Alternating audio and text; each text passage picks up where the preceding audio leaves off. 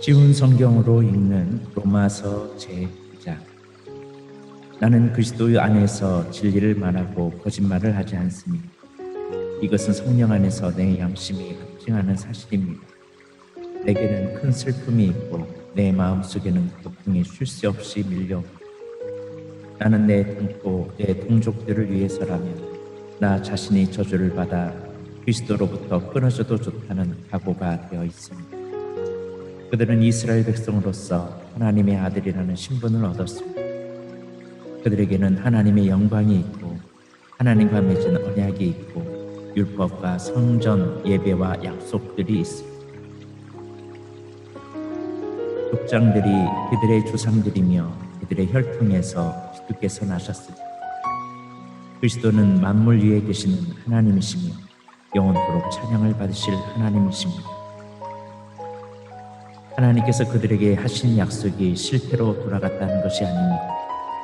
이스라엘에게서 태어난 사람이라고 해서 다 이스라엘 백성인 것은 아닙니다. 아브라함의 자손이라고 해서 다 아브라함의 자녀인 것은 아닙니다. 하나님께서는 이삭에게서 난 자라야 내 자손이라 부르리라고 말씀하셨습니다. 다시 말해서 자연적인 출생에 의해 태어난 아브라함의 자손이 하나님의 자녀가 되는 것이 아니라 약속의 자녀라야만 아브라함의 자손으로 여김을 받게 된다는 말입니다. 하나님께서 아브라함에게 하신 약속은 이러합니다. 정한 때가 되어 내가 다시 오리니 사라가 아들을 낳을 것이다. 그뿐만이 아닙니다.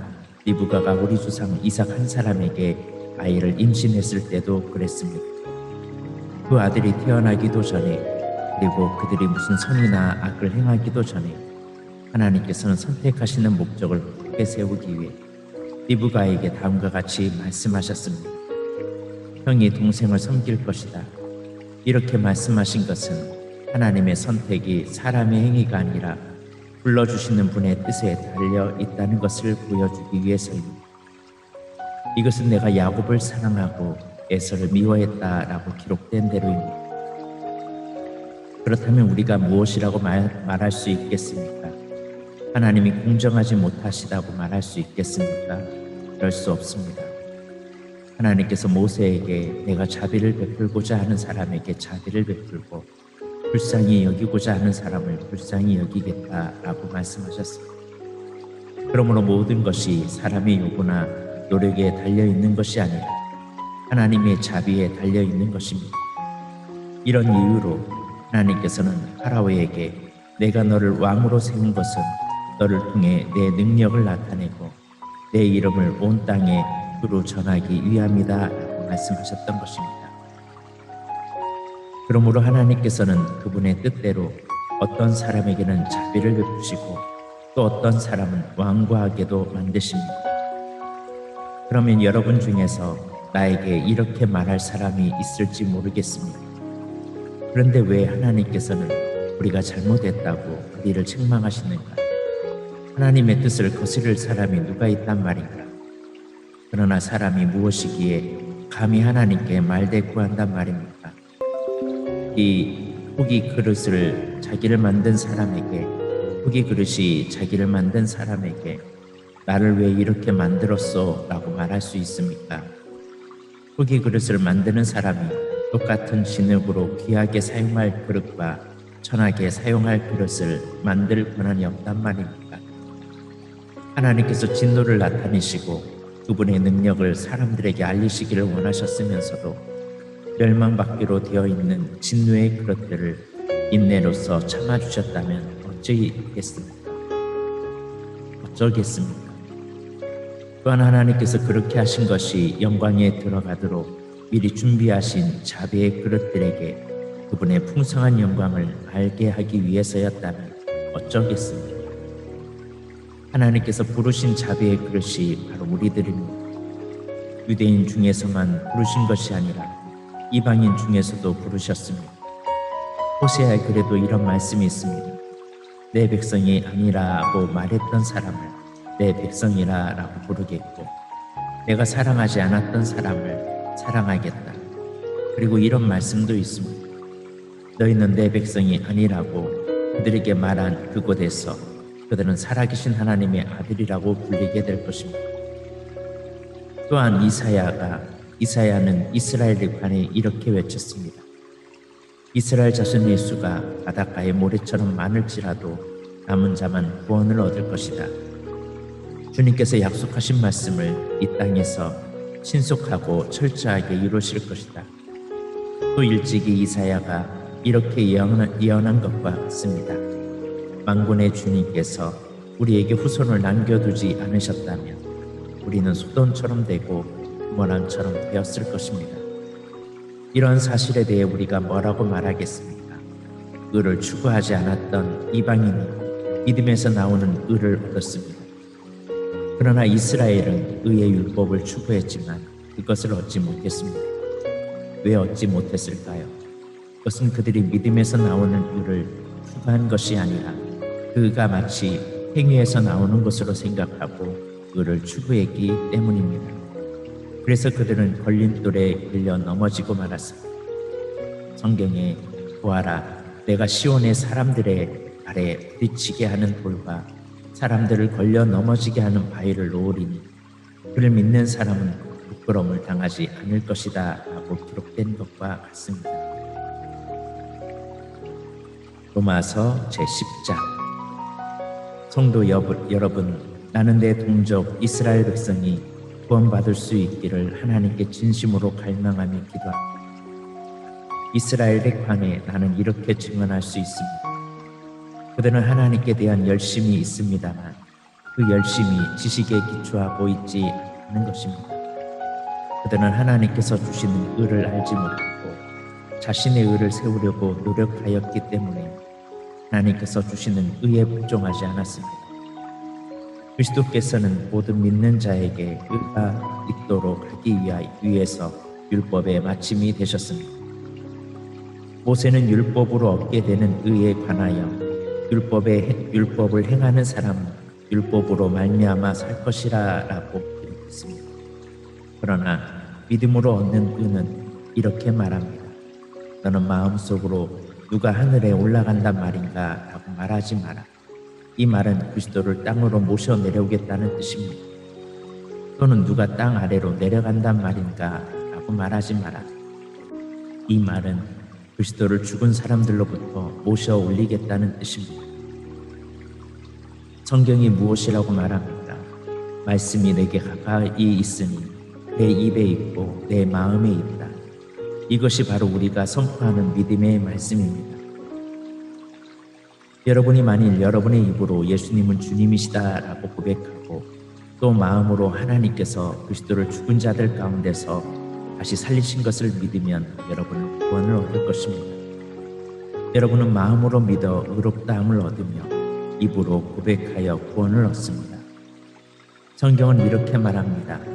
그를 믿는 자는 누구나 부끄러움을 당하지 않을 것이다.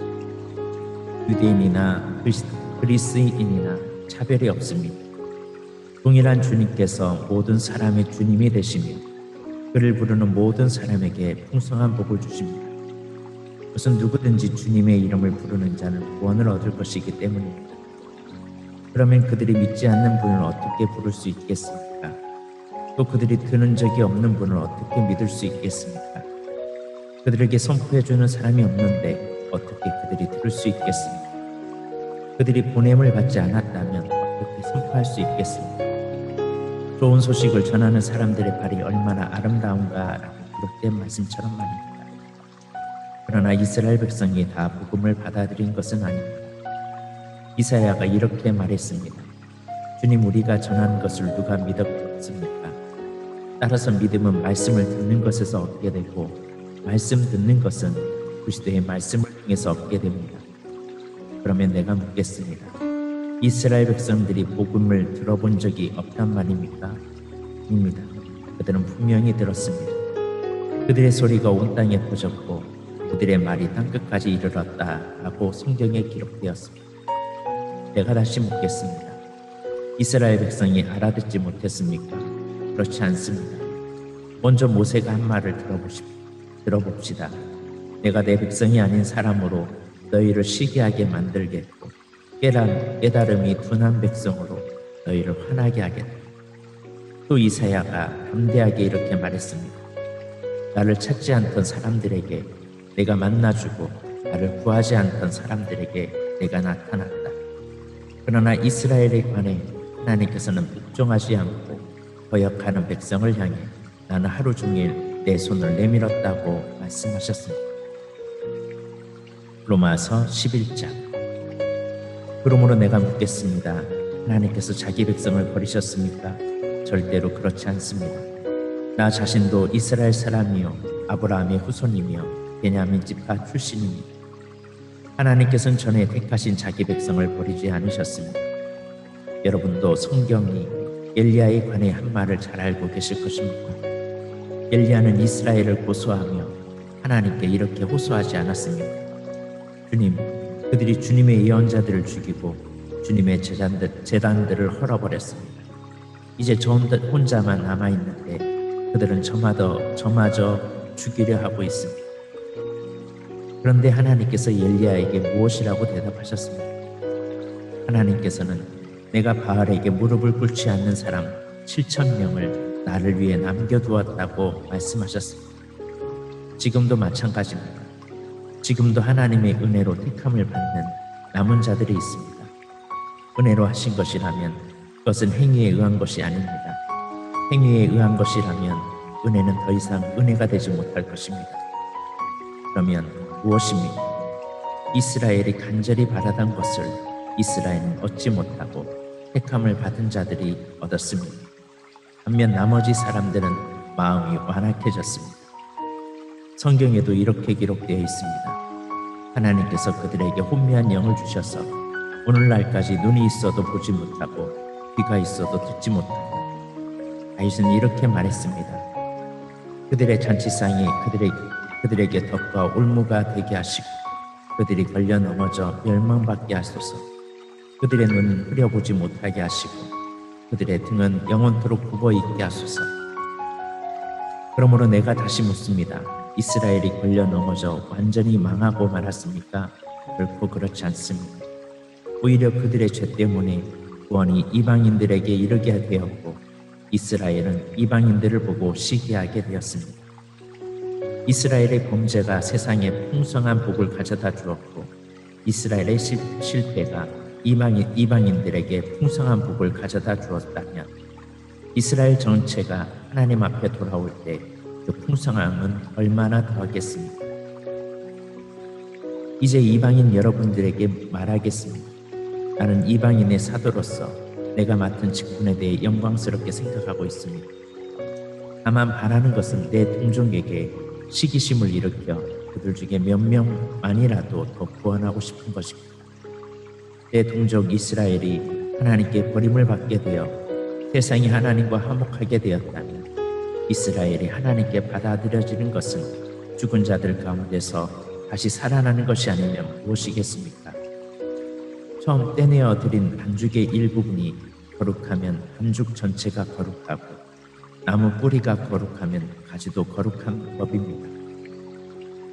참 올리브 나무의 가지 중에서 얼마를 잘라낸 뒤 야생 올리브 나뭇가지인 여러분을 무언가지에 접붙이면 접붙여진 가지는 참 올리브 나무로부터 올라오는 양분을 받게 됩니다.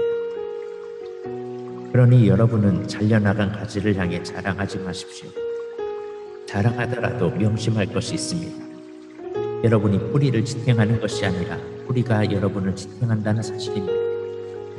여러분은 이렇게 말할 수도 있을 것입니다. 나를 접붙이기 위해 가지들이 잘려나갔다고 말입니다. 이것은 100번 지당한 말입니다. 그 가지들은 믿지 않았기 때문에 잘려나갔고 반대로 여러분은 믿었기 때문에 나무에 붙어 있습니다. 그러니 자만하지 말고 오히려 두려워하십시오. 하나님께서 원래 나무에 붙어 있던 가지들도 아끼지 않으셨다면 여러분도 아끼지 않으실 것입니다. 그러므로 하나님의 인자하심과 엄격하심을 깊이 생각하십시오.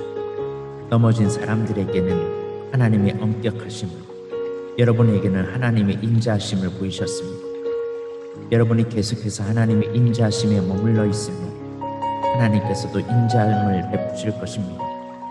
만일 하나님의 인자하심에 계속 머물러 있지 않으면 여러분도 잘리게 될 것입니다. 그리고 잘려나간 가지가 다시 믿게 되면 그들도 다시 접붙임을 받게 될 것입니다. 왜냐하면 하나님께서는 그들을 다시 접붙이실 능력이 있기 때문입니다. 여러분은 본래 붙어있던 야생 올리브 나무에서 잘려 여러분이 속한 종자와는 다른 좋은 올리브 나무에 접붙여진 가지입니다. 그렇다면 원래 좋은 올리브 가지였던 유대인들이 원래 그들이 붙어있던 좋은 올리브 나무에 접붙여지는 것은 얼마나 쉬운 일이겠습니까? 형제 여러분, 나는 여러분이 스스로 똑똑하다고 생각하는 일이 없도록 하기 위해 이 비밀에 대해 알기를 원합니다. 비밀의 내용은 이렇습니다. 이방인이 충만한 수가 하나님께 돌아오기까지 이스라엘 중에 얼마는 완악한 채로 있게 된다는 사실입니다. 그리하여 온 이스라엘이 구원을 얻을 것입니다. 성경에 이렇게 기록되어 있습니다. 구원자가 시온에서 나와 야곱의 자손에게서 경건하지 못한 것을 제거할 것이다. 이것은 내가 그들의 죄를 없앨 때 그들과 맺을 내 언약이다. 복음의 관점에서 볼 때 이스라엘은 여러분들 때문에 하나님의 원수가 되었습니다. 그러나 선택의 관점에서 볼 때 그들은 조상들 때문에 하나님의 사랑을 입은 사람들입니다. 하나님께서 선물을 주시고 부르신 후에 부르는 법이 없습니다.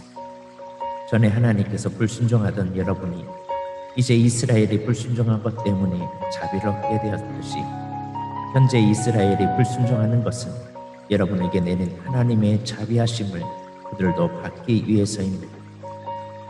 하나님께서는 모든 사람들에게 자비를 베푸시기 위해 모든 사람을 불순종하는 데에 다 도와두셨습니다. 오 하나님의 지혜와 지식의 불량은 참으로 깊습니다.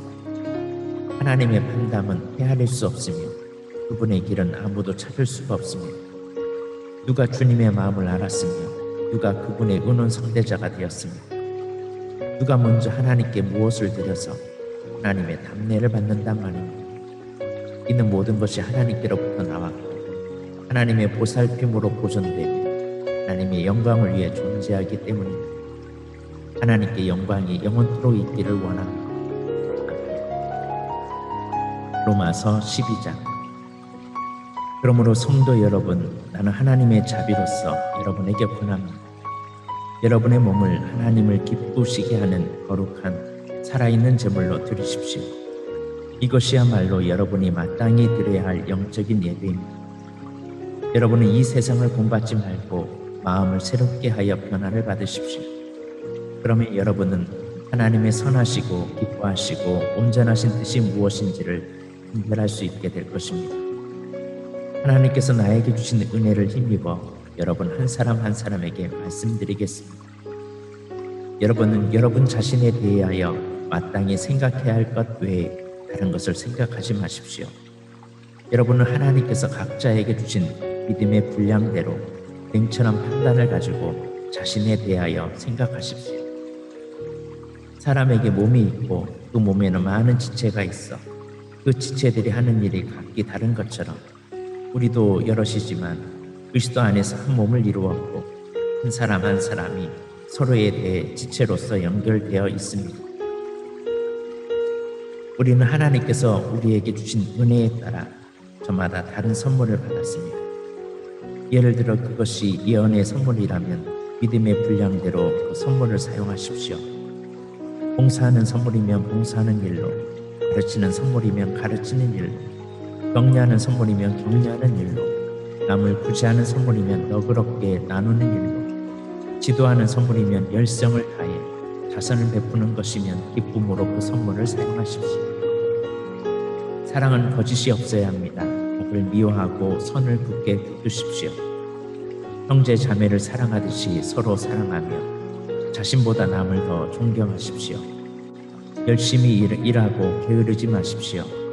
성령으로 달구어진 마음을 가지고 주님을 섬기십시오. 소망을 가지고 기뻐하십시오. 환난 속에서 잘 참으십시오. 꾸준히 기도하십시오.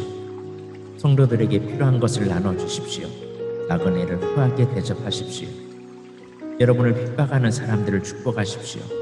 그들을 위해 복을 빌고 저주하지 마십시오. 기뻐하는 사람들과 함께 기뻐하고 슬퍼하는 사람들과 함께 슬퍼하십시오. 서로 한 마음이 되십시오. 교만한 마음을 품지 마십시오. 하찮아 보이는 사람들과도 다 기꺼이 사귀십시오. 스스로 지혜 있는 척하지 마십시오. 아무에게도 악을 악으로 갚지 마십시오. 모든 사람이 보기에 선한 일을 하십시오. 여러분 쪽에서 할 수 있는 일을 하면 모든 사람과 더불어 화평하게 지내십시오. 사랑하는 여러분, 여러분이 직접 원수를 갚지 말고 하나님의 진노에 맡기십시오. 성경에 이렇게 기록되어 있습니다. 주님께서 말씀하시기를 원수 갚는 것이 나에게 있으니 내가 갚을 것이라. 여러분 이렇게 하십시오. 원수가 먹을 것이 없어 굶고 있으면 먹을 것을 주고 목말라 하면 마실 것을 주십시오. 그렇게 하는 것은 그의 머리 위에 숯불을 쌓는 것이기 때문입니다. 악에게 지지 말고 손으로 악을 이기십시오.